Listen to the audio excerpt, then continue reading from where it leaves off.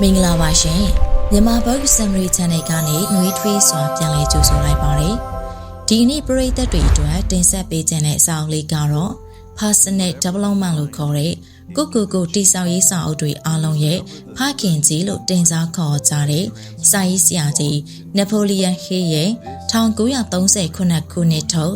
Think and Grow Rich တွေးခေါ်ပါချမ်းသာပါစေဆိုတဲ့ကနဝင်စာအုပ်ကြီးပဲဖြစ်ပါတယ်ရှင်နာမည်ကျော်စက်မှုလုပ်ငန်းရှင်ကြီး Andrew Carnegie ရဲ့အကြံပြုချက်နဲ့ရေးသားခဲ့တဲ့ဒီစာအုပ်ဟာခေါင်းစဉ်မှာငွေကြေးချမ်းသာမှုကိုအဓိကထားပေမဲ့တကယ်တမ်းကျတော့ကျမတို့ရဲ့အတွေးတွေဟာလက်တွေ့ဘဝကိုဖန်တီးပေးနိုင်တယ်ဆိုတဲ့အသည့်တရားကိုပေးစွမ်းတာပါဒါကြောင့်ကြာရှုံးခြင်းဆိုတဲ့အသည့်စိတ်ကနေအောင်မြင်ခြင်းဆိုတဲ့အသည့်စိတ်စီကိုကူးပြောင်းဖို့ဘဝရဲ့မြည်သည့်ရည်မှန်းချက်ကိုမစိုးအကောင့်ထဲပေါ်ရမှာအသုံးပြုနိုင်မဲ့အဖို့တန်ချက်တွေကိုဒီစာအုပ်ထဲမှာတွေ့ရမှာပဲဖြစ်ပါတယ်ရှင်။ကဲဒါဆိုရင်တော့ဒီစာအုပ်ထဲကအောင်မြင်မှုလိုအပ်ချက်တွေကိုအတူတူလေ့လာကြည့်လိုက်ကြရအောင်။ဒီစာအုပ်ရဲ့အဓိကအသက်သွေးကြောကတော့ Thoughts are things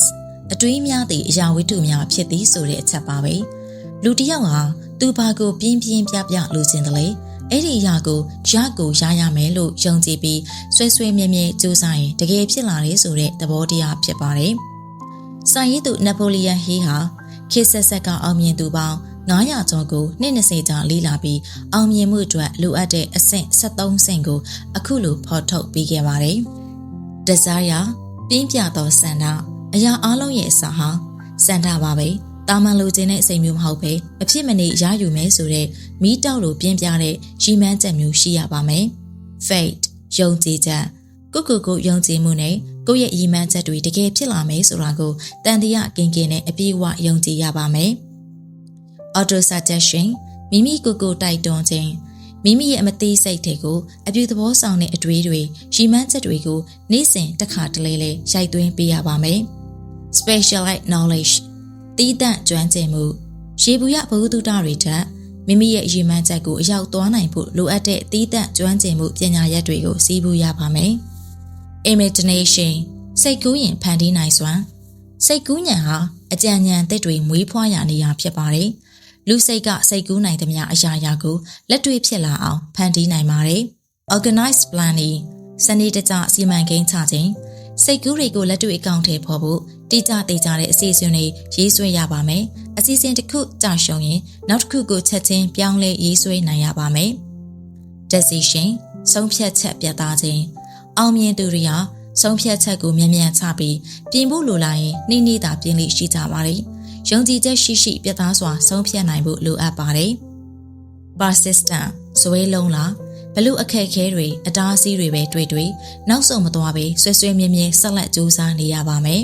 ။ Power of the Mastermind ပူးပေါင်းဆောင်ရွက်ခြင်းရည်မှန်းချက်နဲ့ခံယူချက်တူညီတဲ့သူတွေနဲ့အဖွဲ့အစည်းဖွဲ့ပြီးအုံနောက်တွေခွန်အားတွေကိုပေါင်းဆက်အသုံးပြုရပါမယ်။ The Mystery of Success Transmutation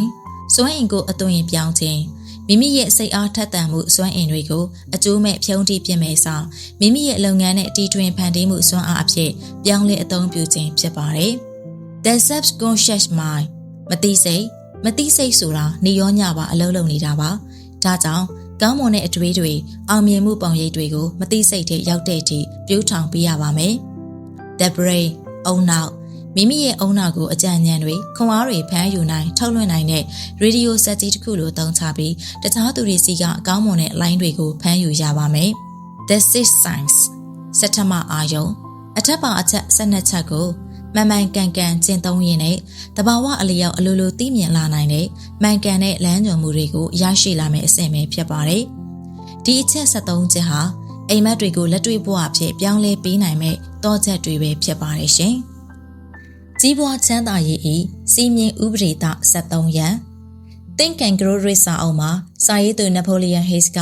ကြီးပွားချမ်းသာသူတစ်ယောက်ဖြစ်ဖို့အတွက်စီမင်းဥပဒေသ73ခုနဲ့လမ်းညွှန်ပေးထားပါတယ်။ဒါကြောင့်ဒီစာအုပ်ရဲ့အနှစ်ချုပ်အမှတ်စုကိုလည်းမူရင်းစာအုပ်ရဲ့အစီအစဉ်အတိုင်းပဲခေါင်းစဉ်73ခုခွဲပြီးတော့တင်ဆက်ပေးသွားမှာဖြစ်ပါတယ်။ကြီးပွားချမ်းသာရေးဤအဆင့်1ပြင်းပြသောစန္ဒကြီးပွားချမ်းသာဖို့အတွက်ပထမဆုံးလိုအပ်ချက်ကတော့ပြင်းပြတဲ့စန္ဒသို့မဟုတ်ရည်မှန်းချက်ပါပဲ။ခွန်အားကြီးရင်မဖြစ်နိုင်တဲ့အရာဘာမှမရှိပါဘူး။အင်အားမများတဲ့ရန်သူနဲ့ရင်ဆိုင်ရတဲ့ချိန်မှာပြန်လည်မရှိအောင် လှေတွေကိုမီးရှို့ပစ်လိုက်တဲ့စစ်သူကြီးတယောက်အကြောင်းကိုလူတိုင်းကြားဖို့ကြပါလိမ့်မယ်။ကြီးပွားချမ်းသာဖို့ဆိုရင်လေအဲ့ဒီလိုနောက်ပြန်လိမ့်မကြည့်တော့တဲ့ရဲတောက်စန္ဒာမျိုးထားရှိရမယ်လို့စာရေးသူကဆိုပါတယ်။ဒီနေရာမှာပြောတဲ့စန္ဒာဆိုတာဟာမျောလင်းချက်ဟုတ်နဲ့မတူပါဘူး။ဥပမာအားဖြင့်ငါချမ်းသာကျင်လိုက်တာဆိုတာမျောလင်းချက်အဆင့်ပဲရှိပါသေးတယ်။ငါကျင်းသေးပေါက်ချမ်းသာရမယ်ဆိုတာမျိုးကသာပြင်းပြတဲ့စန္ဒာဖြစ်ပါတယ်။ပြင်းပြတဲ့စန္ဒာနဲ့ပတ်သက်ပြီးစာရေးသူကအန်ဒဝင်းစီဘာနီဆိုသူကိုဥပမာပေးထားပါတယ်။ဘာနီစာတီထွင်ပါရကိုသောမတ်အက်ဒီဆန်နဲ့ပါတနာဖွဲ့ပြီးစီးပွားရေးလုပ်ကိုင်ချင်တာပါ။သူကအက်ဒီဆန်နဲ့တခါမှမတွေ့ဘူးတလို့အက်ဒီဆန်လိုပုံကိုမျိုးနဲ့ပါတနာဖြစ်ခွင့်ရဖို့ဆိုတာလေလွယ်တဲ့ကိစ္စမဟုတ်ပါဘူး။ဒါပေမဲ့ဘာနီစ်ကတော့အက်ဒီဆန်နဲ့အလုပ်တွဲလုပ်ခွင့်ရဖို့အတွက်ရဲတောက်ဆန္ဒရှိနေခဲ့ပါတယ်။နှင်းနှင်းငယ်ကြအောင်စိတ်ဆန္ဒပြင်းပြင်းနဲ့ကြိုးစားပြီးတဲ့နောက်မှာတော့ဘာနီစာအက်ဒီဆန်နဲ့ပါတနာဖွဲ့ပြီးစီးပွားရေးအလုပ်ခွင့်ရရှိသွားခဲ့တာကိုတွေ့ရပါတယ်။ဒါကြောင့်ကြီးပွားချမ်းသာဖို့အတွက်ပထမဆုံးလုပ်ရမှာကတော့ကိုယ့်ဘဝမှာအဖြစ်ချင်ဆုံးရည်မှန်းချက်တစ်ခုခုကိုတိကျကျချမှတ်ဖို့ဖြစ်ပါတယ်။ဥပမာအားဖြင့်ငါဘယ်အချိန်မှာငွေဘလောက်ရှာနိုင်ရမယ်ဆိုတဲ့ပြင်းပြတဲ့ရည်မှန်းချက်မျိုးပါ။ရည်မှန်းချက်တွေအများကြီးချမှတ်နေခြင်းဟာအာယုံစူးစိုက်မှုကိုရောကြစေနိုင်ပါတယ်။ဒါကြောင့်ကိုယ်စိတ်ထဲမှာအပြင်းပြဆုံးစန္ဒတစ်ခုကိုရွေးချယ်ပြီးကိုယ်ဖြစ်ချင်ဆုံးရည်မှန်းချက်တစ်ခုကိုသာချမှတ်ပါလို့စာရေးသူကညွှန်ကြားထားပါတယ်။ကြီးပွားချမ်းသာရေး၏အဆင့်2ယုံကြည်ချက်ဟာလူတစ်ယောက်ကိုစိတ်အားတကြွမှုရှိပြီးစိတ်ဆွမ်းအားတွေတိုးတက်လာအောင်ပြုလုပ်ပေးနိုင်ပါတယ်။ယုံကြည်ချက်ဟာအံ့ဩစရာကောင်းတဲ့ကံကြမ္မာတွေကိုလည်းဖန်တီးပေးနိုင်ပါတယ်။ဒါပေမဲ့လူအများစုကတော့အခက်အခဲအမှားယွင်းလေးနည်းနည်းလောက်ကြုံလိုက်တာနဲ့ယုံကြည်ချက်ကင်းမဲ့သွားတတ်ကြပါတယ်။တချို့ကြတော့လေလက်ရှိကြုံနေရတဲ့အခြေအနေတွေကြောင့်ယုံကြည်ချက်ပျောက်ဆုံးနေတာမျိုးဖြစ်တတ်ပါတယ်။ဥပမာအားဖြင့်ဆင်းရဲတဲ့လူတွေဟာသူတို့ကိုသူတို့တစ်ချိန်မှာချမ်းသာလာနိုင်မယ်လို့ယုံကြည်ချက်မရှိတာမျိုးပေါ့။အဲဒီလိုကိုမချမ်းသာနိုင်ဘူးလို့တွေးလိုက်ခြင်းဟာချမ်းသာနိုင်တဲ့ကြိုးစားအားထုတ်မှုအလုံးကိုအလုံးမဖြစ်အောင်ပိတ်ပင်လိုက်သလိုပါပဲ။အောင်မြင်သူတွေကတော့အခက်အခဲတွေအတားအဆီးတွေကြာရှုံးမှုတွေကိုတွေးပူမနေပဲကျင်းသေးပေါအောင်မြင်ရမယ်လို့သာတွေးထက်ကြသူတွေပါမဖြစ်နိုင်ဘူးဆိုတဲ့စကားဟာအောင်မြင်သူတွေရဲ့အပိဓာန်တွေမှာလုံးဝမရှိပါဘူးဒီလိုယုံကြည်ချက်မျိုးကို success consciousness အောင်စိတ်လို့လဲစာရေးသူကသုံးနှောင်းထားပါတယ်တခါတော့ကရွှေတူးတဲ့လူတစ်ယောက်ကရွှေရှာရမယ်ဆိုတဲ့ရည်ရွယ်ချက်နဲ့မြေကိုတူးပါတယ်အဲ့ဒီချိန်မှာမြေကြီးတွေကနေရွှေတူးရွှေစာလေးအနှဲငယ်လေးထွက်ပေါ်လာတာကြောင့်စက်တွေငါပြီးအလုပ်သမားတွေနဲ့အားကျိုးမှန်တဲ့တူးဖော်ခဲ့ပါတယ်ဒါပေမဲ့တော်တော်ကြာတဲ့ဒီရွှေမထွက်တာကြောင့်တန်တရားဝင်လာပြီးစက်တွေအားလုံးကိုအဟောင်းတဲ့ထံမှာတွားရောင်းပစ်လိုက်ပါတော့တယ်အဟောင်းတဲ့ကတော့ဒီစက်ကိုပြန်မရောင်းခင်မှာအင်ဂျင်နီယာတယောက်ကိုငှားရမ်းခဲ့တယ်အင်ဂျင်နီယာရဲ့အဆိုအရရွှေတူးသမားလက်လျှော့လိုက်တဲ့နေရာကနေ3ပေအနက်လောက်မှာရွှေကြောတစ်ခုရှင်းနိုင်တယ်လို့သိရပါတယ်နောက်ဆုံးမှာတော့အင်ဂျင်နီယာရဲ့စကားမှန်ကန်နေခဲ့တဲ့အတွက်အဟောင်းတဲ့ကချမ်းသာသွားပြီးရွှေတူးသမားကတော့ယုံကြည်ချက်မခိုင်မာမှုကြောင့်ကြီးမားတဲ့ဆုံးရှုံးမှုနဲ့ရင်ဆိုင်လိုက်ရပါတော့တယ်ဒီဥပမာကိုကြည့်ခြင်းအပြင်ကြီးပွားချမ်းသာရေးမှာယုံကြည်ချက်ခိုင်မာဖို့အရေးကြီးကြောင်းသဘောပေါက်နားလည်နိုင်ပါလိမ့်မယ်ခိုင်မာတဲ့ယုံကြည်ချက်သာရှိနေမယ်ဆိုရင်ကြောက်ရွံ့မှုနဲ့တန်တရားတွေလိုမျိုးမကောင်းတဲ့စိတ်ခံစားမှုတွေအလိုလိုပျောက်ကွယ်သွားလိမ့်မယ်လို့ဟေးကလမ်းညွှန်ထားပါတယ်ကြီးပွားချမ်းသာရေး၏အဆင့်3မသိစိတ်ကိုစိတ်ဆော်ခြင်းကြီးပွားချမ်းသာဖို့အတွက်ဆန္ဒပြင်းပြရမယ်အဲ့ဒီဆန္ဒအပေါ်မှာလည်းယုံကြည်ချက်ခိုင်မာရမယ်လို့အထက်မှာပြောခဲ့ပြီးပါပြီဒါဆိုရင်ယုံကြည်ချက်ခိုင်မာတဲ့လူတစ်ယောက်ဖြစ်အောင်ဘယ်လိုလုပ်ရမှာလဲစာရေးသူကတော့ယုံကြည်ချက်တွေကိုကိုယ့်ရဲ့မသိစိတ်ထဲဖြည်းဖြည်းချင်းသွင်းပေးလို့ရတယ်လို့ဆိုပါတယ်ဒါကိုတော့ auto suggestion လုပ်တယ်လို့လည်းခေါ်ကြပါတယ် auto suggestion ဟာသိစိတ်နဲ့မသိစိတ်ကိုချိတ်ဆက်ပေးခြင်းဖြစ်ပြီးတနည်းပြောရရင်တော့မသိစိတ်ကိုစီခိုင်းနိုင်အောင်လေ့ကျင့်ခြင်းလို့ပြောရပါလိမ့်မယ်လူတစ်ယောက်အောင်မြင်ကြီးပွားဖို့အတွက်သိစိတ်နဲ့မသိစိတ်ကိုချိတ်ဆက်ပေးနိုင်ဖို့အရန်အရေးကြီးပါတယ်ဘာလို့လဲဆိုတော့အတွေးခေါ်နဲ့ယုံကြည်မှုတစ်ခုခုကိုသိစိတ်ကလက်ခံပေးမယ်မသိစိတ်ကငြင်းဆန်နေမယ်ဆိုရင်အလုံးမဖြစ်နိုင်လို့ပါပဲဒါကြောင့်ကြီးပွားချမ်းသာခြင်းကိုယ့်ရဲ့မသိစိတ်ကိုလေ့ကျင့်ပုံသွင်းပေးနိုင်ဖို့လိုပါတယ်ဒါပေမဲ့လူတွေဟာများသောအားဖြင့်ကိုယ့်ရဲ့မသိစိတ်ကိုတတိမပြုမိကြသလိုမသိစိတ်ကိုလေ့ကျင့်ပေးတာမျိုးလည်းမရှိကြတာကိုတွေ့ရပါတယ်မသိစိတ်ထဲမှာမကောင်းတဲ့အဆိုးအမြင်တွေကြည့်စုပုံနေသူတယောက်ဟာကြီးပွားချမ်းသာဖို့မဖြစ်နိုင်ပါဘူးဒါကြောင့်လေလူအများစုဟာဆင်းရဲတဲ့ဘဝတွေမှာနေထိုင်နေကြရတာဖြစ်ပါတယ်စာရေးသူကဒီစာအုပ်မှာကိုယ့်ရဲ့မသိစိတ်ကို auto suggestion လုပ်ဖို့အတွက်လေ့ကျင့်ခန်းလေးတွေကိုလည်းဖော်ပြပေးထားပါတယ်ပထမဆုံးအနေနဲ့တိတ်ဆိတ်တဲ့နေရာတစ်ခုမှာမျက်စိကိုမှိတ်လိုက်ပါပြီးရင်ကိုရှာကျင်တဲ့ငွေပမာဏ အဲ့ဒီငွေကိုရှာဖို့သတ်မှတ်ကြချိန်အဲ့ဒီငွေရဖို့အတွက်ကိုယ့်ဘက်ကပြန်ရောင်းမဲ့ကုန်ပစ္စည်းနဲ့ဝန်ဆောင်မှုစတာတွေကိုစိတ်ကူးကြည့်ပါပြီးရင်အဲ့ဒီငွေကိုတကယ်ပိုင်ဆိုင်နိုင်ပြီလို့လည်းစိတ်ထဲမှာမြင်အောင်ကြည့်ရမှာဖြစ်ပါတယ်ဥပမာအားဖြင့်ကိုကဈေးရောင်းတဲ့အလုပ်နဲ့ဒေါ်လာ9000ကို9နှစ်တွင်ရှာတင်နေဆိုပါစို့ဒါဆိုရင်လာမယ့်9နှစ်ဘယ်နေ့ပဲရက်မှာငါလက်ထဲဒေါ်လာ9000ရှိခြင်းနဲ့အဲ့ဒီဒေါ်လာ9000ကိုရဖို့အတွက်ပစ္စည်းတွေအများကြီးရောင်းရပြီးစွမ်းဆောင်ရည်အမြင့်ဆုံးအယောင်သမားတစ်ယောက်ဖြစ်အောင်ငါစူးစမ်းမယ်သတ်မှတ်ထားတဲ့အချိန်မှာသတ်မှတ်ထားတဲ့ငွေပမာဏရလာလိမ့်မယ်လို့ငါယုံကြည်တယ်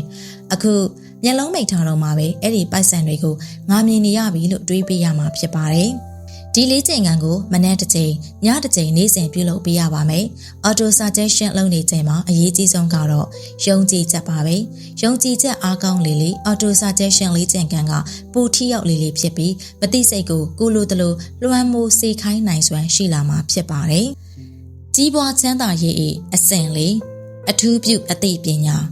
ကြီးပွားချမ်းသာဖို့အတွက်အသိပညာရှိဖို့လည်းလိုအပ်ပါတယ်။အသိပညာဆိုတဲ့နေရာမှာလည်း general knowledge လို့ခေါ်တဲ့ရေဘူးရအသိပညာနဲ့ specialized knowledge လို့ခေါ်တဲ့အထူးပြုအသိပညာဆိုပြီးနှစ်မျိုးနဲ့စားခွဲပြပါတယ်။ဒီနှစ်မျိုးမှာနယ်ပယ်တစ်ခုခုကိုအထူးပြုကျွမ်းကျင်တဲ့ specialized knowledge ကသာဥစ္စာဒနာရှာဖွေရေးအတွက်ပို့ပြီးတော့အသုံးဝင်တယ်လို့ဟေးကယူဆပါတယ်။လူတစ်ယောက်က general knowledge ဘလောက်ပဲများများပတ်စံရှာလို့ရတော့ရကျင်မှရမယ်။ဥပမာအားဖြင့်တက္ကသိုလ်က professor တွေဟာ general knowledge တွေအများကြီးရှိကြပေမဲ့ပတ်စံနည်းနည်းပဲရတာမျိုးပေါ့။ဒါပေမဲ့ဘလို့အသိပညာမျိုးကိုမစိုးသူ့ကြည်တက်ထားလို့ပတ်စံဖြစ်မလာပါဘူးအသိပညာတွေကိုနေသားတကျဖြစ်အောင်စီမံခန့်ခွဲပြီးလက်တွေ့လှုပ်ဆောင်မှုတွေနဲ့ပေါင်းစပ်နိုင်မှသာပတ်စံရလာမှာပါတနည်းပြောရရင်တော့ပညာဟာသူ့အလိုလိုဥစ္စာဖြစ်မလာနိုင်ဘူးလို့ပြောရမှာပါပဲဒီအချက်ကိုသဘောမပေါက်ကြတဲ့သူတွေအများစုဟာပညာတတ်နေပေမဲ့စင်ရဲနေရခြင်းဖြစ်ပါတယ်ကြီးပွားချမ်းသာဖို့အတွက် specialized knowledge လို့ခေါ်တဲ့အထူးပြုဘာသာရပ်တွေလိုအပ်ပေမဲ့အဲ့ဒီပညာရပ်တွေကိုကိုယ်တိုင်တက်ရမယ်လို့တော့မဆိုလိုပါဘူး specialized knowledge ရှိတဲ့ပညာရှင်တွေကိုဤစနစ်တကျစီမံခန့်ခွဲနိုင်ရင်လေကြီးပွားချမ်းသာနိုင်ပါတယ်ဒါနဲ့ပတ်သက်ပြီး Henry Ford ဆိုတဲ့ပုဂ္ဂိုလ်ကိုလေ့လာကြည့်ပါ Ford ကားကုမ္ပဏီကိုတည်ထောင်ခဲ့တဲ့ Henry Ford ဟာ6တန်းတောင်မအောင်ခဲ့ပါဘူးပညာရဲ့အဓိပ္ပာယ်ကိုနားမလည်တဲ့လူအများစုကတော့ Henry Ford ဟာပညာတတ်တစ်ယောက်မဟုတ်ဘူးလို့ထင်ကြပါလိမ့်မယ်တခါတော့ကတရားခွင်တစ်ခုမှာရှင်းနေတွေဟာ Henry Ford ကိုဘာမှနားမလည်တဲ့လလဘိတုံးတစ်ယောက်အဖြစ်ပုံဖော်ဖို့အတွက်မိကုန်းတွေအများကြီးမိကြပါတယ်သူတို့မိတဲ့မိကုန်းတွေထဲမှာ1986ခုနှစ်ကအမေရိကန်တော်လှန်သူတွေကိုနှိမ်နင်းဖို့အတွက်ပြည်တိုင်စစ်သားဘယ်နှယောက်လွတ်လိုက်တယ်လဲဆိုတဲ့အမေကုန်းမျိုးတွေပါဝင်ပါတယ်ဖို့ဟာ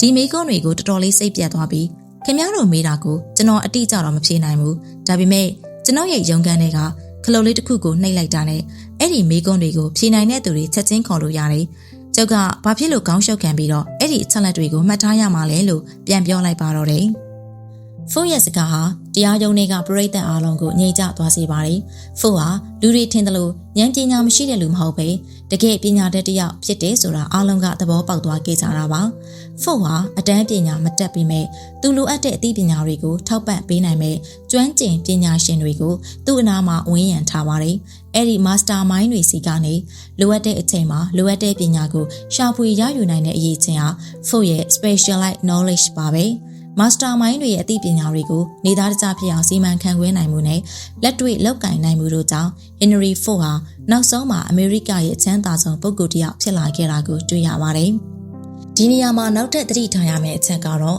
ပညာကိုစင်စစ်မပြတ်လေ့လာသင်ယူနေဖို့ပါ။လူတော်တော်များများကကျောင်းပြီးသွားရင်သင်ယူလေ့လာမှုကိုရပ်တန့်ပြလိုက်ကြပါတယ်။ဒါပေမဲ့အောင်မြင်သူတွေကတော့စင်စစ်မပြတ်သင်ယူလေ့လာနေတဲ့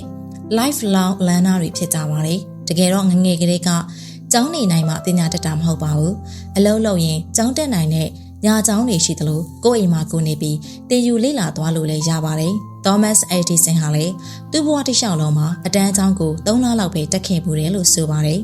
ကိုယ့်အိမ်မှာကိုပညာသင်ခြင်းဟာကိုယ်ဝါသနာပါတဲ့ specialized knowledge တွေရရှိဖို့ပိုတောင်အထောက်အကူဖြစ်ပါသေးတယ်ဒါကြောင့်ကိုဘွဲရပညာတတ်တရားမဟုတ်လို့မကြီးပွားမချမ်းသာနိုင်ဘူးလို့လုံးဝမတွေးပါနဲ့တကယ်လို့ဘွဲရပညာတတ်ပြီးသားဆိုရင်လေကိုတက်ထားတဲ့ပညာကိုနယ်ပယ်တစ်ခုခုမှာအထူးပြုပြီးအလုပ်လုပ်နိုင်အောင်ကြိုးစားပါအသစ်တွေကိုလည်းစင်စစ်မပြတ်လေ့လာသင်ယူပါလို့ဟေးကတိုက်တွန်းထားပါတယ်ကြီးပွားချမ်းသာရေးအဆင့်ကစိတ်ကူးယဉ်ခြင်းလူတစ်ယောက်ဟာ သူစိတ်ကူးရင်နိုင်သမျှအရာအလုံးကိုဖန်တီးနိုင်စွမ်းရှိတယ်လို့ပြောစမှတ်ရှိကြပါတယ်။မော်တော်ကားတွေ၊လေယာဉ်ပျံတွေ၊တယ်လီဖုန်းတွေအစရှိတဲ့တီထွင်ဖန်တီးမှုအလုံးဟာလူသားတွေရဲ့စိတ်ကူးရင်နိုင်မှု imagination စွမ်းရည်ကြောင့်ဖြစ်ပေါ်လာခဲ့ကြတာပါ။စိတ်ကူးပုံဖော်မှုတွေကိုကန့်သက်ထားခြင်းဟာတိုးတက်မှုကိုကန့်သက်ထားခြင်းနဲ့အတူတူပါပဲ။ဒါကြောင့်ကြီးပွားချမ်းသာခြင်းတဲ့သူတစ်ယောက်ဟာစိတ်ကူးရင်နိုင်တဲ့စွမ်းရည်ရှိအောင်လေ့ကျင့်ထားရပါမယ်။စာရေးသူရဲ့အဆိုအရစိတ်ကူးပုံဖော်မှုတွေမှာမိငန်းပုံဖော်မှုနဲ့အသက်ဖန်တီးပုံဖော်မှုဆိုပြီးနှစ်မျိုးနှစ်စားရှိတယ်လို့သိရပါတယ်။မိငန်းပုံဖော်မှုဆိုတာက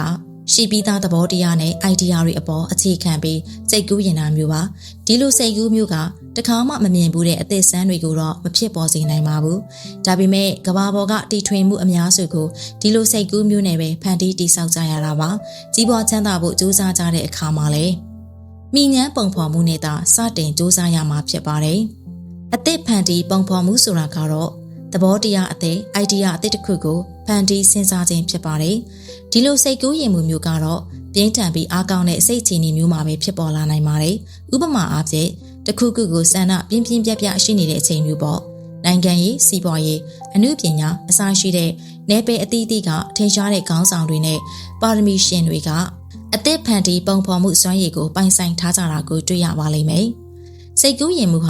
ာသူကြည်သက်သက်ဆိုရင်တော့အားနေပါတယ်။ဒါပေမဲ့စိတ်ကူးတွေကိုလက်တွေ့လှုပ်ဆောင်မှုတွေနဲ့ပေါင်းစပ်လိုက်မယ်ဆိုရင်တော့ကြီးမားတဲ့စွမ်းအားတွေထွက်ပေါ်လာတော့တာပါပဲ။တနည်းပြောရရင်တော့စိတ်ကူးပုံဖော်နိုင်စွမ်းဟာကိုယ့်ရဲ့စန္ဒ desire တွေကိုလက်တွေ့အကောင့်ထဲပေါ်လာအောင်ပြောင်းလဲပေးမဲ့စွမ်းအားတစ်ခုလို့ပြောရမှာဖြစ်ပါတယ်။စိတ်ကူးပုံဖော်မှုသာမပါဘူးဆိုရင်စန္ဒတွေအလုံးဟာလေထဲမှာတင်ပျောက်ကွယ်သွားပါလိမ့်မယ်။စိတ်ကူးပုံဖော်မှုနဲ့ပတ်သက်တဲ့ဥပမာတစ်ခုကတော့ Coca-Cola ရဲ့ဇာတ်လမ်းပါပဲ1886ခုနှစ်မှာဆရာဝန်တယောက်ဟာဆေးအယောင်ဆိုင်တစ်ခုကိုလာပြီးရေနွေးခရတစ်လုံးနဲ့ဖြော်ရည်ဖော်မြူလာတစ်ခုကိုလာရောက်ပါတယ်။အဲ့ဒီဆေးဆိုင်ကအယောင်ဝန်တန်းလေးဟာလေသူတစ်သက်လုံးစုဆောင်းထားတဲ့ဒေါ်လာ900နဲ့အဲ့ဒီဖော်မြူလာကိုဝယ်လိုက်ပါတယ်။အဲ့ဒီဖော်မြူလာနဲ့ထုတ်လုပ်ထားတဲ့ဖြော်ရည်တွေကိုနောက်တစ်ချိန်မှာလူသန်းပေါင်းများစွာကတောက်သုံးနေကြလိမ့်မယ်လို့လည်းဘယ်သူကမှတွေးမိကြမှာမဟုတ်ပါဘူး။ဆေးဆိုင်ကအယောင်ဝန်တန်းလေးဟာဆရာဝန်ရဲ့ idea ကိုဝယ်ယူလိုက်တာပါ။ဆရာဝန်မက idea ပဲရှိပြီးစိတ်ကူးရင်နိုင်စွမ်းမရှိပါဘူး။အယောင်ဝန်တန်းလေးကတော့ဆရာဝန်ရဲ့ idea ကိုအခြေခံပြီးကြီးမားတဲ့မိငန်းပုံဖော်မှုလုပ်နိုင်စွမ်းရှိခဲ့ပါတယ်။သူ့ရဲ့စိတ်ကူးလေးတစ်ခုဟာတကမ္ဘာလုံးကိုလွှမ်းမိုးသွားခဲ့ပြီးကမ္ဘာတဝန်းကလူပေါင်းများစွာအတွက်လည်းအလောက်အကန့်ခွင့်လန်းတွေအများကြီးဖန်တီးပေးနိုင်ခဲ့တာကိုတွေ့ရပါလိမ့်မယ်။နောက်ထပ်ဥပမာတစ်ခုကတော့ Frank W. Gonzalez ဆိုတဲ့တရားဟောဆရာတဦးရဲ့စိတ်ကူးရင်မှုပါ။ Gonzalez ဟာတမာယိုးကျပညာရေးစနစ်ကိုအားမရဖြစ်နေပြီးလူငယ်တွေအတွက်လက်တွေ့လောက်ကင်မှုများများပါဝင်တဲ့ပညာရေးစနစ်တစ်ခုကိုထူထောင်ပေးခြင်းသူတို့ဖြစ်ပါတယ်။ဒါပေမဲ့သူဟာတာမန်တရားဟောဆရာတူဖြစ်တဲ့အတွက်တက္ကသိုလ်ထောင်နိုင်လောက်တဲ့ငွေကြေးမရှိပါဘူး။ဒီလိုနဲ့2နှစ်ကြာပြီးမှတော့ Gonzalez ဟာသူ့ရဲ့စိတ်ကူးရင်မှုတွေကိုလူတွေကိုရရရင်ချပြဖို့ဆုံးဖြတ်လိုက်ပြီးကျွန်တော်ရဲ့လက်ထဲဒေါ်လာ1 သန်းရှိခဲ့လျင်ဆိုတဲ့ခေါင်းစဉ်နဲ့တရားဟောဖို့သတင်းစာထဲမှာကြော်ညာထည့်လိုက်ပါတယ်။သူဟာဒီဟောပြောမှုကိုဘာသာရွက်မှမကြည့်ပဲရင်ထဲမှာရှိတဲ့အတိုင်းပွင့်ပွင့်လင်းလင်းဟောပြောခဲ့တာပါ။သူရဲ့ဟောပြောမှုပြီးမှတော့ပရိသတ်တွေကလူတစ်ယောက်ကစင်မော်ကိုရှောက်လာပြီးဆရာရဲ့ဟောပြောမှုကိုကျွန်တော်သဘောကျတယ်။ကျွန်တော်ရုံကန်ကိုမနေ့ပြန်လာပေးနိုင်မယ်ဆိုရင်ဆရာလိုချင်တဲ့ဒေါ်လာ1 သန်းထုတ်ပေးပါမယ်လို့ကမ်းလှမ်းလာပါတယ်။ Gonzalez ဟာနောက်တစ်နေ့မှာတကယ်ပဲဒေါ်လာ1 သန်းရခဲ့ပြီး Amura Institute of Technology လို့ခေါ်တဲ့နည်းပညာတက္ကသိုလ်တစ်ခုကိုတည်ထောင်နိုင်ခဲ့ပါတယ်။ဒါဟာစိတ်ကူးရင်မှုရဲ့စွမ်းအားပါပဲ။ဒါကြောင့်ကြီးပွားချမ်းသာခြင်းနဲ့ဆိုရင် idea တစ်ခုခုကိုအခြေခံပြီးစိတ်ကူးရင်ကြည်ပါ။ကိုယ့်ရဲ့စိတ်ကူးရင်နိုင်မှုပေါ်မူတည်ပြီးရိုးရှင်းတဲ့ idea လေးတွေကတောင်းမှကြီးမားတဲ့အောင်မြင်မှုတွေကိုရရှိစေနိုင်ပါတယ်။ကိုယ့်ဘက်ကစိတ်ကူးပုံဖော်မှုသာလုပ်ပေးနိုင်မယ်ဆိုရင်စိတ်ရှောင်ရမယ့်လမ်းကသူ့အလိုလိုထွက်ပေါ်လာပါလိမ့်မယ်လို့စာရေးသူကလမ်းညွှန်ထားပါတယ်။ကြီးပွားချမ်းသာရေးအဆင့်6အစီအစဉ်ဆွဲခြင်းကြီးပွားချမ်းသာဖို့အတွက်လူရင်းဆန္ဒရှိရမယ်။ယုံကြည်ချက်ရှိရမယ်။အသိပညာရှိရမယ်။စိတ်ကူးပုံဖော်နိုင်စွမ်းရှိရမယ်ဆိုတာတွေကိုတော့အစဉ်စဉ်လေ့လာခဲ့ကြပြီးပါပြီ။စိတ်ကူးရင်ပုံဖော်တဲ့အဆင့်ပြီးရင်နောက်ထပ်လုပ်ရမယ့်အဆင့်ကတော့အစီအစဉ်ဆွဲတဲ့အဆင့်ဖြစ်ပါတယ်။လူရင်းဆန္ဒတွေနဲ့စိတ်ကူးရင်မှုတွေဟာလက်တွေ့လှုပ်ဆောင်မှုမရှိရင်ဘာမှဖြစ်မလာနိုင်ပါဘူး။ဒါကြောင့်ကိုယ့်ရဲ့စိတ်ကူးအိမ်မက်တွေကိုဘယ်လိုနည်းနဲ့အကောင့်ထဲဖော်မလဲဆိုတာကိုတိတိကျကျအစီအစဉ်ရေးဆွဲဖို့လိုအပ်ပါလိမ့်မယ်။ဥပမာအားဖြင့် Henry Ford ဟာ ကားထုတ်လုပ်ရေးလုပ်ငန်းနဲ့ပတ်သက်ပြီးတည်ကြတဲ့အစီအစဉ်တွေဆွဲနိုင်ခဲ့လို့သာအောင်မြင်မှုရခဲ့တာဖြစ်ပါတယ်။စာရေးသူကတော့ဒီစာအုပ်မှာငွေရှာဖို့အတွက်လက်တွေ့ကျကျအစီအစဉ်ဆွဲနိုင်စေမဲ့အဆင့်၄ဆင့်ကိုဖော်ပြထားပါတယ်။ပထမအဆင့်ကကိုယ့်ရဲ့စိတ်ကူး idea ကိုအကောင့်ထဲဖော်ပေးနိုင်မဲ့ကျွမ်းကျင်ပညာရှင် mastermind တွေကိုစုဆောင်းရှာဖွေဖို့ဖြစ်ပါတယ်။ဒုတိယအဆင့်ကတော့အဲ့ဒီ mastermind တွေကိုကိုယ့်ဘက်ကဘယ်လိုကမ်းလှမ်းချက်တွေပြုလုပ်ပေးမလဲဆိုတာကိုစဉ်းစားဖို့ဖြစ်ပါတယ်။ဘယ်ပညာရှင်ကမှလုံလောက်တဲ့အကျိုးမြတ်မရှိဘဲအလုပ်လုပ်ပြီးမှမဟုတ်ပါဘူး။တတိယအဆင့်ကတော့ mastermind တွေနဲ့တစ်ပတ်ကို2ကြိမ်လောက်တွေ့ဆုံဆွေးနွေးပြီးငွေဘယ်လိုရှာမဲဆိုတာကိုအစီအစဉ်ဆွဲဖို့ဖြစ်ပါတယ်။နောက်ဆုံးအဆင့်ကတော့အမားအယွင်းတွေကိုကြိုတင်မျှော်လင့်ထားဖို့ဖြစ်ပြီးအစီအစဉ်တစ်ခုလွဲချော်သွားခဲ့ရင်လေ mastermind တွေနဲ့ပြဿနာမဖြစ်အောင်ထိန်းဖို့ဖြစ်ပါတယ်။လောကမှာပြည့်စုံတဲ့သူအမားယွင်းကင်းတဲ့သူရဲ့လို့မရှိပါဘူး။ဒါကြောင့်ကိုရေးဆွဲလိုက်တဲ့အစီအစဉ် plan တစ်ခုကိုကျင့်သုံးကြည့်လိုက်လို့အလုံးမဖြစ်ခဲ့ဘူးဆိုရင်စိတ်တက်မကြပဲဒုတိယ plan တစ်ခုနဲ့သာအစားထိုးလိုက်ပါ။ဒုတိယ plan ကမအောင်မြင်သေးရင်လေတတိယ plan နဲ့အစားထိုးပါ။ကြီးပွားချမ်းသာခြင်းသူတယောက်ဟာပလန်တွေအလုံးမဖြစ်တာသို့မဟုတ်ရှုံးနေတာတွေကိုယာယီလို့သဘောထားနိုင်ကြပါမယ်။ Thomas Edison ဟာလည်းလျှက်စစ်မီးတီကိုမတီးထွင်နိုင်ခင်မှာအကြိမ်1000လောက်ကြာရှုံးခဲ့တာပါ။ဒါပေမဲ့အဲ့ဒီကြာရှုံးမှုတွေဟာယာယီသာဖြစ်ပြီးတစ်ကြိမ်ကြာရှုံးတိုင်းမှာအောင်မြင်မှုနဲ့ပိုနီးကပ်သွားစေပါတယ်။ဒီချက်ကိုနားမလည်ကြတဲ့အတွက်လူသားပေါင်းများစွာဟာအောင်မြင်မှုနဲ့ဝေးကွာနေကြရတာပါ။ယာယီကြာရှုံးမှုတွေဟာကိုယ့်ရဲ့ပလန်ထဲမှာအသိပညာတစ်ခုခုအမှားယွင်းနေတယ်ဆိုတာကိုကူညီပုံဖော်ပြပေးတဲ့အရာတွေပါ။ဒါကြောင့်စာရေးသူကလက်လျှော့တတ်သူတွေဟာဘယ်တော့မှမနိုင်ဘူး။အနိုင်ရသူတွေဟာလည်းဘယ်တော့မှလက်မလျှော့ဘူးလို့သတိပေးထားတာကိုတွေ့ရပါတယ်။နောက်တစ်ချက်ကတော့ရှာရူးနေရ possession မှာငွေရှာတဲ့ပလန်မှာကိုကအကောင်းဆောင်နေရာကနေမှာလား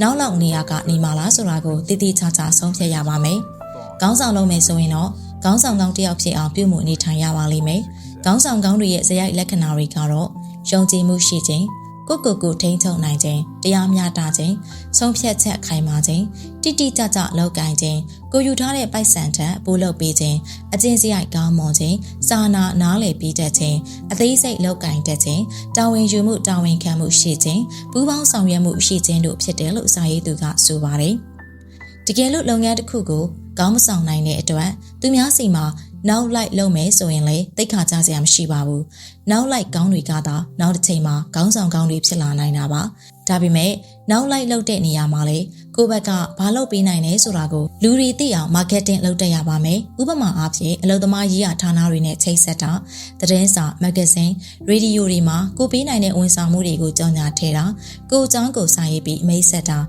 ရင်းနှီးသူတွေကတစိမ့်အလုပ်လျှောက်တာလူကိုယ်တိုင်သွားပြီးအလုပ်လျှောက်တာမျိုးတွေပေါ့အရေးကြီးဆုံးကတော့ကိုယ့်ဘက်ကဘာလုပ်ပေးနိုင်လဲဆိုတာကိုခေါင်းဆောင်တွေနဲ့အလုပ်ရှင်တွေသိအောင်ပြောပြနိုင်ဖို့ပါပဲ။နောက်တစ်ချက်ကတော့အရင်အနည်းပါလူတော်တော်များများကအရင်နှီးလို့ပြောလိုက်ရင်ငွေကြေးကိုပဲပေးမြင်တတ်ကြသလိုငွေများများရှိရင်စီးပွားရေးအောင်မြင်မှာပဲလို့ထင်တတ်ကြပါတယ်။ဒါပေမဲ့အရင်နှီးဆိုတဲ့စကားလုံးမှာအုံနောက်နဲ့အသိပညာတွေလည်းပါဝင်နေဆိုတာမေ့မထားသင့်ပါဘူး။အုံနောက်မပါပဲငွေကြီးတက်တက်နဲ့အလုပ်လုပ်ခြင်းအောင်အရန်အန်တရများပါတယ်။ဒါကြောင့်ကိုယ့်ရဲ့ plan ထဲမှာသက်ဆိုင်ရာပညာရှင်တွေကိုထည့်သွင်းထားရမှာဖြစ်ပြီးငွေကြေးအုံနောက်အသိပညာအစရှိတဲ့အရင်နှီးအလုံးကိုနေရာတကျအသုံးပြုနိုင်အောင်ကြိုးစားရမှာဖြစ်တယ်လို့စာရေးသူကအကြံပေးထားပါတယ်။ကြီးပွားချမ်းသာရေးအဆင့်ခွန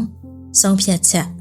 ်ရှုံးနိမ့်မှုတွေနဲ့ရင်ဆိုင်ခဲ့မှုတဲ့လူပေါင်း2500လောက်ကိုစစ်တမ်းကောက်ကြည့်တဲ့အခါမှာသူတို့ရဲ့ရှုံးနိမ့်မှုတွေဟာဆုံးဖြတ်ချက်မပြတ်သားလို့ဖြစ်ရတယ်လို့ဝန်ခံခဲ့ကြပါတယ်။ကိုသွားရမယ့်လမ်းကြောင်းကိုဖြောင်းဖြောင်းမသွားပဲဇဝေဇဝါဖြစ်နေတာအချိန်ဆွေးနေတာတွေဟာဆုံးဖြတ်ချက်မပြတ်သားသူတွေရဲ့ဇယိုက်လက္ခဏာပါပဲ။လူအများစုဆုံးဖြတ်ချက်မပြတ်သားရခြင်းအကြောင်းကတော့တခြားလူတွေရဲ့ထင်မြင်ချက်တွေကြောင့်ဖြစ်ပါတယ်။သူများတွေရဲ့ထင်မြင်ချက်ကိုနားယောင်နေသူတယောက်မှာကိုယ်ပိုင်စံနာနဲ့ကိုယ်ပိုင်ဆုံးဖြတ်ချက်တွေမရှိနိုင်တော့ပါဘူး။ဒါကြောင့်ကိုယ့်ရဲ့ mastermind အဖွဲ့သားတွေပေးတဲ့အကြံဉာဏ်ကလွယ်လို့တခြားသူတွေရဲ့ထင်မြင်ချက်တွေကိုဂရုမစိုက်ပါနဲ့ mastermind အဖွဲ့သားတွေကိုစုဆောင်းတဲ့နေရာမှာလေကိုယ့်ကိုစာနာနားလေတတ်ပြီးကိုယ့်ရည်ရွယ်ချက်ကိုသဘောပေါက်တဲ့လူတွေကိုသာတည်တည်ချာချာရှာဖွေပါရင်းနှီးတဲ့မိတ်ဆွေတငယ်ချင်းတွေနဲ့ဆွေမျိုးသားချင်းတွေကိုတော့တိတ်အားမကိုပါနဲ့သူတို့ထင်မြင်ချက်တွေကကိုယ့်အောင်မြင်မှုကိုနှောင့်နှေးစေနိုင်တယ်လို့တခါတလေအပြစ်ပြောတာမျိုးတောင်ခံရနိုင်ပါသေးတယ်တကယ်လို့ကိုယ့်လုပ်ငန်းအတွက်သတင်းအချက်လက်လိုအပ်တယ်ဆိုရင်လေကိုဘာလုပ်မယ်ဆိုတာဖွင့်မပြောပဲတိတ်တဆိတ်စုံစမ်းပါ ရှင်းရှင်းပြောရရင်တော့ကြီးပွားချမ်းသာဖို့ကြိုးစားနေချိန်မှာကိုယ့်ရဲ့မျက်စိနဲ့နားတွေကိုဖွင့်ထားပြီးပါးစပ်ကိုတက်နိုင်တဲ့လောက်ပိတ်ထားတဲ့နယ်လို့ပြောရမှာပါပဲကိုယ်ပိုင်ဆုံးဖြတ်ချက်တစ်ခုကိုချမှတ်တဲ့အခါမှာတတိရှိဖို့တော့လိုအပ်ပါတယ်ဘလောက်အထိတတိရှိရမယ်ဆိုတာကတော့ကိုယ့်ရဲ့ဆုံးဖြတ်ချက်ပေါ်မူတည်ပါလိမ့်မယ်တချို့ဆုံးဖြတ်ချက်တွေဆိုရင်အသက်အသေးခံရတဲ့အထိတတိရှိဖို့လိုပါတယ်ဥပမာအားဖြင့်အမေရိကန်သမ္မတအေဗရာဟလင်ကွန်ဟာသူ့ကိုထောက်ခံသူနဲသွားမှန်းသိပေမဲ့လူမဲတွေကိုလွတ်လပ်ခွင့်ပေးဖို့ဆုံးဖြတ်ခဲ့တာဆိုခရတီကသူ့ယုံကြည်ချက်ကိုသစ္စာမဖောက်ဘဲအစိတ်ခွက်ကိုတောက်ဖို့ဆုံးဖြတ်ခဲ့တာမျိုးတွေပေါ့ခေါင်းဆောင်တွေဟာဆုံးဖြတ်ချက်တွေကိုလင်းလင်းမြန်မြန်နဲ့ပြက်ပြက်သားသားချမှတ်တတ်ကြသူတွေဖြစ်ပြီးအဲ့ဒီအရေးချင်းကြောင့်လေခေါင်းဆောင်ဖြစ်လာကြတာပါဒါကြောင့်ကြီးပွားချမ်းသာခြင်းရင်သူများစကားတွေကိုနားမယောင်ပါနဲ့ကိုယ်ပိုင်ဆုံးဖြတ်ချက်ချဖို့မကြောက်ကြပါနဲ့ဘေးစကားတွေနားမယောင်မယ်ကိုယ်အုံနောက်ကိုတုံးပြီးတတိရှိရှိဆုံးဖြတ်ချက်ချနိုင်မယ်ဆိုရင်အောင်မြင်မှုနဲ့နီးကပ်လာပါလိမ့်မယ်လို့စာရေးသူကလမ်းညွှန်ထားပါတယ်ကြီးပွားချမ်းသာရေးအဆင့်ရှိမစုံမနစ်စူးစမ်းမှုဆုံးဖြတ်ချက်တစ်ခုကိုချပြီးပြီဆိုရင်တော့ကိုယ့်ရဲ့ဆုံးဖြတ်ချက်ကိုဇွဲရှိရှိနဲ့မစုံမနစ်စူးစမ်းဖို့လိုအပ်လာပါပြီ။ဇွဲရှိခြင်းဟာစိတ်စွမ်းအင် well power တစ်ခုဖြစ်ပြီးလိုအင်ဆန္ဒ desire တွေပြည့်ဝဖို့အတွက်မရှိမဖြစ်လိုအပ်တဲ့လိုအပ်ချက်တစ်ခုဖြစ်ပါတယ်။ကြီးပွားချမ်းသာခြင်းသူတစ်ယောက်ဟာ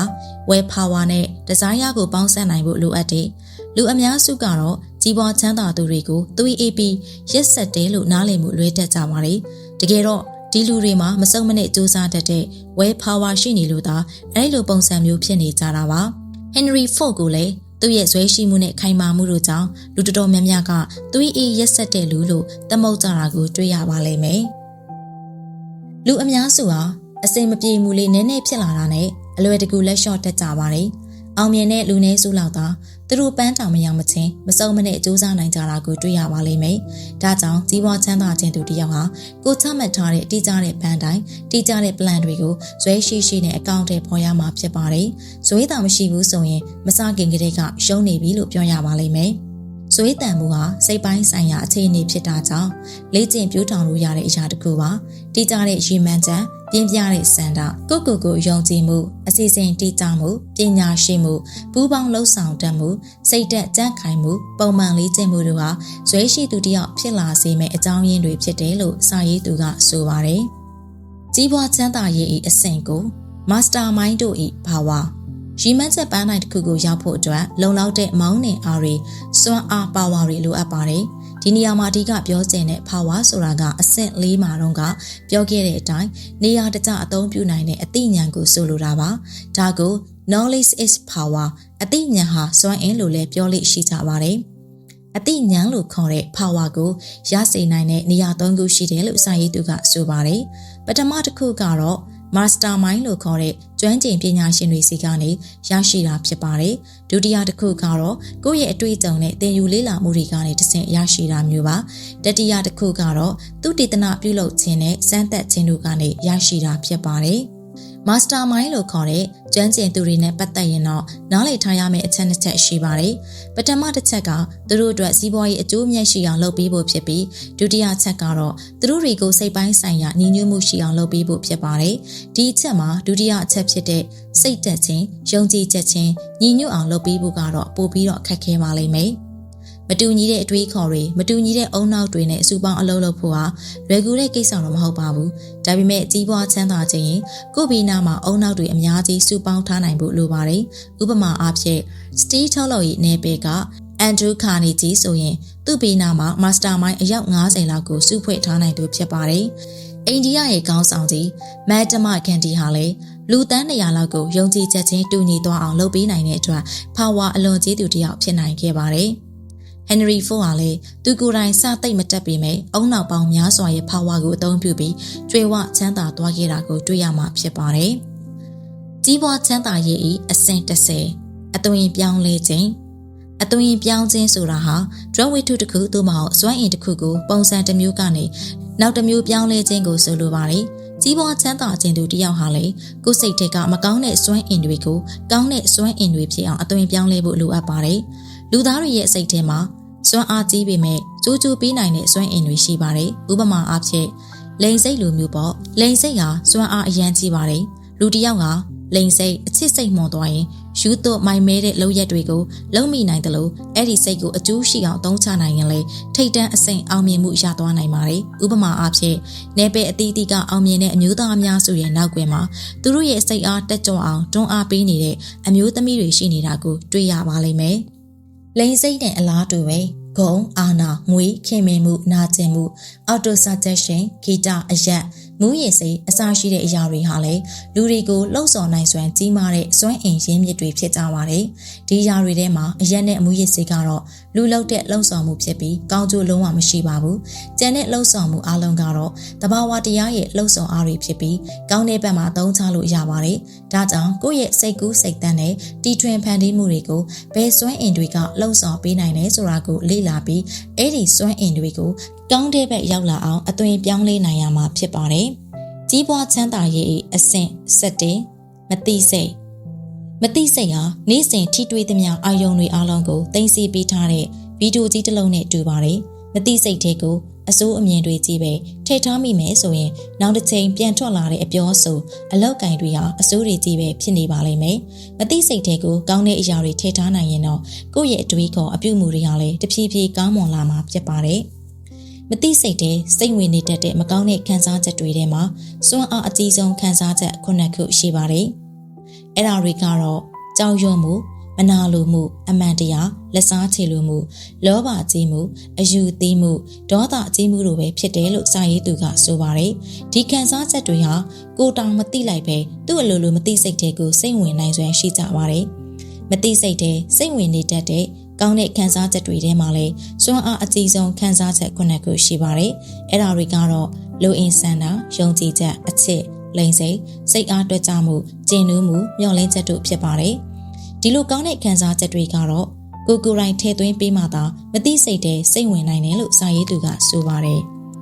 မကောင်းတဲ့ခံစားချက်နဲ့ကောင်းတဲ့ခံစားချက်တွေဟာတစ်ချိန်တည်းမှာပြိုင်တူမဖြစ်နိုင်ပါဘူး။ဒါကြောင့်ကြီးပွားချမ်းသာခြင်းသူတစ်ယောက်ဟာကိုယ့်ရဲ့မသိစိတ်တွေကို positive emotion တွေများများထည့်သွင်းပေးဖို့လိုပါတယ်။အစဉ်သုံးမှာပြောခဲ့တဲ့ auto suggestion ဆိုတာဟာလေမသိစိတ်တွေကို positive emotion တွေစိတ်ဝင်အောင်ထည့်သွင်းပေးခြင်းဖြစ်ပါတယ်။ကိုယ့်ကိုယ်စိတ်အားတက်ကြွစေပြီးယုံကြည်မှုရှိစေနိုင်တဲ့အတွေးမျိုးတွေကိုနေ့စဉ်တွေးပြီးမယ်ဆိုရင်အချိန်ကြာလာတာနဲ့အမျှကိုယ့်ရဲ့မသိစိတ်ဟာစွမ်းအားကြီးမားလာမှာဖြစ်တယ်လို့စာရေးသူကလမ်းညွှန်ထားပါတယ်။ကြီးပွားချမ်းသာရေးအဆင့်7အုံနောက်ကအတွေးတွေကိုထုံလွှင့်တယ်လို့တခြားလူတွေရဲ့အတွေးတွေကိုလည်းပြန်လည်ဖမ်းယူပေးတဲ့ဌာနတစ်ခုဖြစ်ပါတယ်။လူတွေဟာမျက်စိနဲ့မြင်ရတဲ့အရာဝတ္ထုတွေရဲ့စွမ်းအားကိုပဲအာရုံစိုက်ကြပြီးမျက်စိနဲ့မမြင်ရတဲ့စွမ်းအားတွေကိုတော့နားမလည်နိုင်ကြပါဘူး။တကယ်တော့အုံနောက်ကနေထုံလွှင့်ပေးနေတဲ့အရာတွေဟာ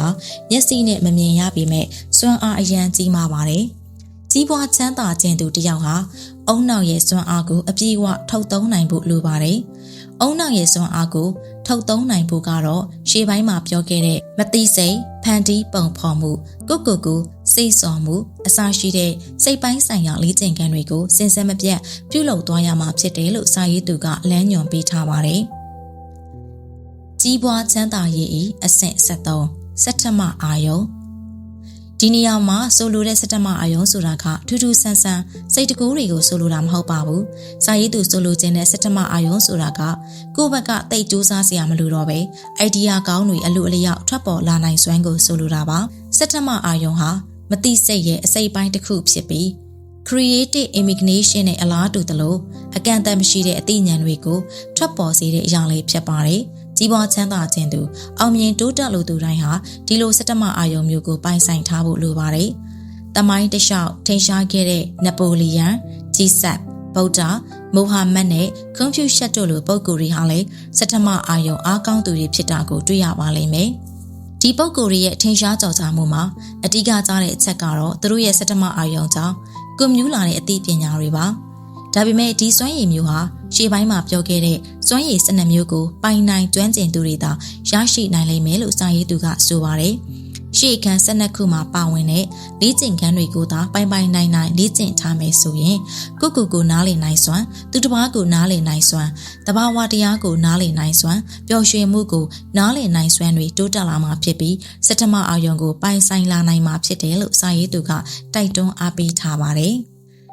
ဒီကနေ့တင်ဆက်ပေးခဲ့တဲ့ Think and Grow Race အောင်ရဲ့အနှစ်ချုပ်လေးကပရိသတ်တို့ရဲ့ဘဝအီမန်ချက်တွေကိုအကောင့်ထဲပေါ်ရမှာအကျိုးရှိတဲ့ခွန်အားတစ်ခုဖြစ်စေလိမ့်မယ်လို့ယုံကြည်ပါတယ်ရှင်။အောင်မြင်မှုဆိုတာရုပ်တရက်ရောက်လာတာမျိုးမဟုတ်ပဲမှန်ကန်တဲ့အတွေ့အခေါ်ပြင်းပြတဲ့စံနာနဲ့မလျှော့သောဇွဲလုံးလားတွေရဲ့ရလဒ်သားဖြစ်ပါတယ်။ပရိသတ်တွေလည်းကိုလိုချင်တဲ့အောင်မြင်မှုတွေကိုဒီစာအုပ်ထဲကနီလန်းတွေနဲ့အကောင့်ထဲပေါ်နိုင်ကြပါစေရှင်။ဒီဗီဒီယိုလေးကိုနှစ်သက်တယ်ဆိုရင် like and share လေးနဲ့လုပ်ပေးသွားဖို့တောင်းဆိုချင်ပါတယ်။ဘယ်ချက်ကကိုအတွက်အထီးအောင်ဆုံးဖြစ်ခဲ့လဲဆိုတာကိုလည်း comment မှာရေးသားမျှဝေပေးခဲ့ကြပါဦး။နောက်ထပ်လည်းဘဝအတွက်အကျိုးရှိစေမယ့်အစာအကောင်းများစွာရဲ့အနှစ်ချုပ်တွေကိုဆက်လက်တင်ဆက်ပေးသွားမှာမို့မြန်မာ Book Summary Channel ကို subscribe လေးလုပ်ထားဖို့မမေ့ကြပါနဲ့အောင်ရှင်။အားလုံးပဲတာယာပျော်ရွှင်ပြီးအောင်မြင်မှုတွေပြည့်ဝတဲ့နေ့ရက်လေးကိုပိုင်ဆိုင်နိုင်ကြပါစေရှင်။နောက်ဗီဒီယိုတွေမှာပြန်လည်ဆုံတွေ့ကြမယ်။ကျေးဇူးတင်ပါတယ်ရှင်။